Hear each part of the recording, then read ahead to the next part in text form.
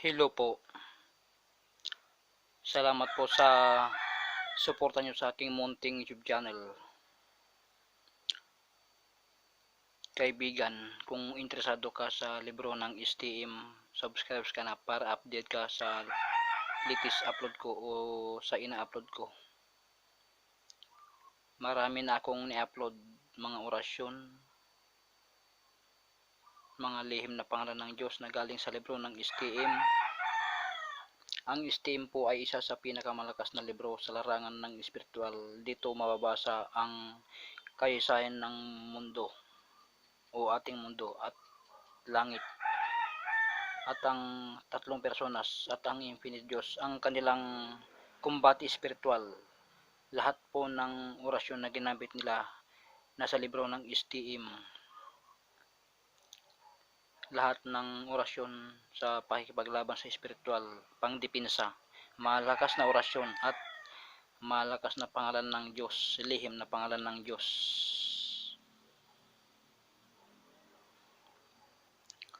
Ang hiling ko lamang ay gamitin sa kabutihan.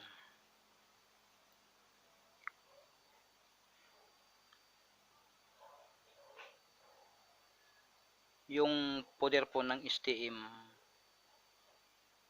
titigan nyo yung araw, yung papasikat na araw, at ulit-ulit nyong sambitin ang poder ng STM kasi po doon po nanggagaling yung kapangyarihan ng STM. Yung papasikat pa lang na araw, habang lumalakas ang araw, lumalakas din ang kapangyarihan nyo. Doon po nanggagaling ang kapangyarihan niya. Ang tatlong personas po, sila po ang binigyan ng infinite Diyos para mabigyan ng liwanag o sinag ang ating araw. Kaya ang ating araw po napakalakas, ganyan din ang kapangyarihan ng STM. Yung haring araw po kasi, habang tumataas, papainit ng papainit, kaya ganun din po ang kapangyarihan ng STM. Papalakas din ang papalakas ang kapangyarihan ng STM.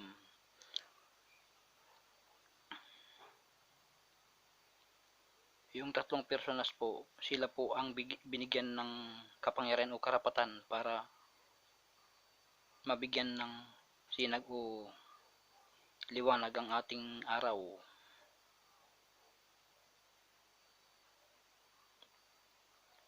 Kaya napakahiwaga po ang libro ng STM. Doon nyo po mababasa lahat ang kwento kung paano binigyan ng liwanag o sinag ang ating haring araw ng tatlong personas. Kaya napakalakas po, isa sa pinakamalakas na libro sa larangan ng espiritual ang libro ng STM. Kaya ingatan nyo po ang mga in-upload ko dahil malakas po ang mga yan. Lahat po ng in-upload ko, pangdipin sa lahat po yan, sa lahat ng labanan. At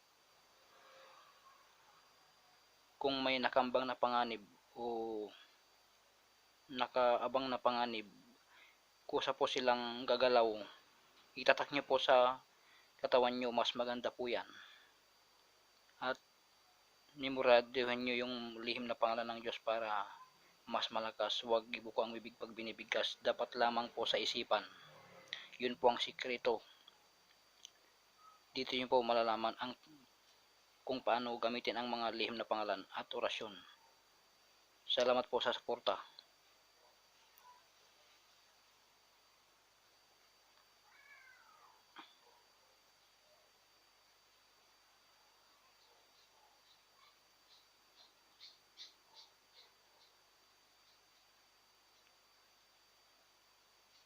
Marami pa akong i-upload. Salamat po.